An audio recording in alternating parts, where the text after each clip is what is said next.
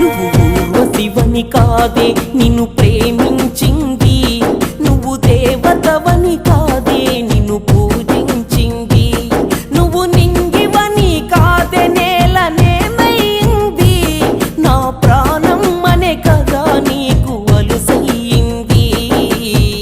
రాతలో లేని రాధమ్మ చెప్పలేను